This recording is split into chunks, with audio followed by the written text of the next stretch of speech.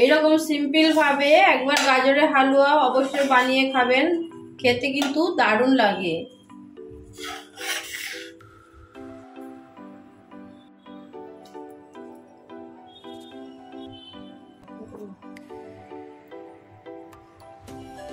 নমস্কার, কেমন আছেন সবাই? আশা করছি সবাই খুব ভালো আছেন, সুস্থ আছেন। মৌসুমী রান্নাঘরে আপনাদেরকে আবারও একবার অনেক অনেক স্বাগত। আজকে একটা নতুন রেসিপি নিয়ে চলে এসেছি আপনাদের কাছে। তো রেসিপিটা আপনাদেরকে খুবই ভালো লাগবে। গাজরের হালুয়ার জন্য এইখানে গাজর আমি গ্রেট করে নিয়েছি কিছুটা, শুধু আপনাদেরকে দেখানোর জন্য একটা গাজর রেখেছি, এটা গ্রেট করে নেব। আর এইখানে আমি আধা কিলো গাজর নিয়েছি, গাজরটা আমি এইভাবে গ্রেট করে নেব।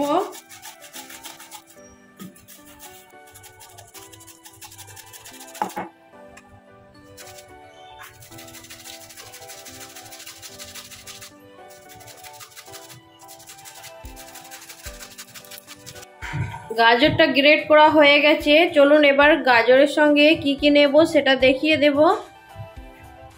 এখানে 150 গ্রাম চিনি নিয়েছি, আমন্ড, কাজু, চারমগজ, 2টো এলাচ নিয়েছি।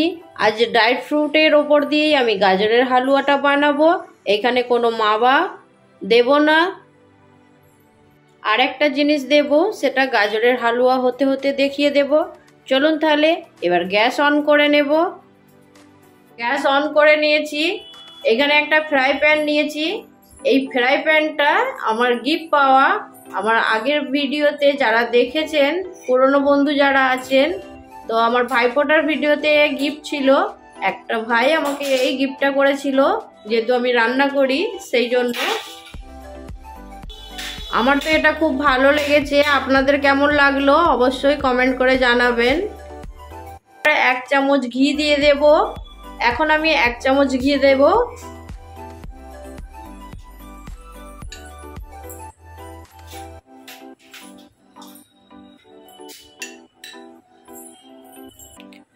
এবার গ্রেট করা গাজরটা দিয়ে দেব। আমি খুব সিম্পল ভাবে আজকে গাজরের হালুয়া বানিয়ে দেখাবো আপনাদেরকে।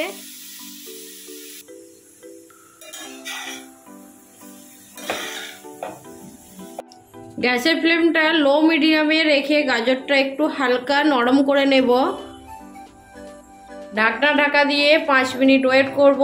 5 মিনিট পরে ফিরে আসছি। 5 মিনিট পরে ফিরে চলে এলাম। গাজর থেকে একদম রসটা শুকনো হয়ে গেছে, আর গাজরটাও খুব ভালো করে সেদ্ধ হয়ে গেছে। এবার দিয়ে দেব গাজরের মধ্যে চিনি।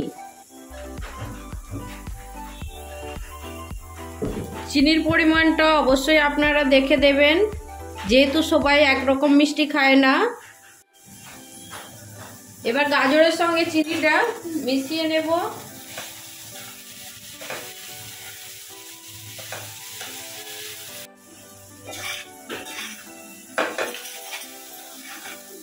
এবার ড্রাই ফ্রুটগুলো দিয়ে দেব। ড্রাই ফ্রুটগুলো আমি এইভাবে ভেঙে নিয়েছি।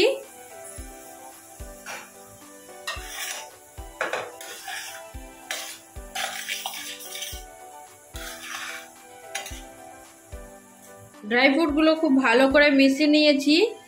এইবার এইখানে নিয়েছি আমি 3 চামচ বাটার মিল্ক। এবার দিয়ে দেব।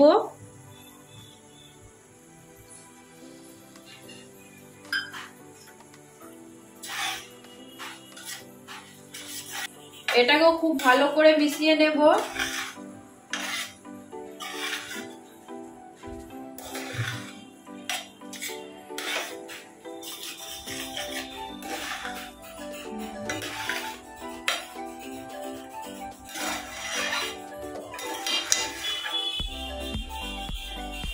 দু মিনিট এখন ঢাকা দিয়ে রেখে দেব।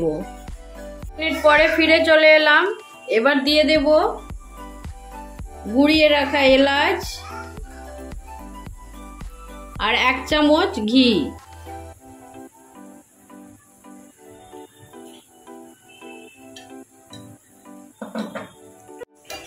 ভালো করে ঘিটা আর এলাচটা মিশিয়ে নেব।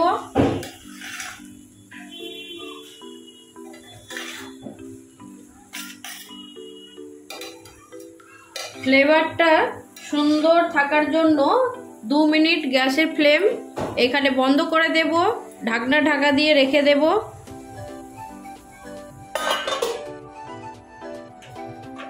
দু মিনিট পরে ফিরে চলে এলাম। গাজরের হালুয়া একদম রেডি হয়ে গেছে। চলুন এবার প্লেটে তুলে নেব।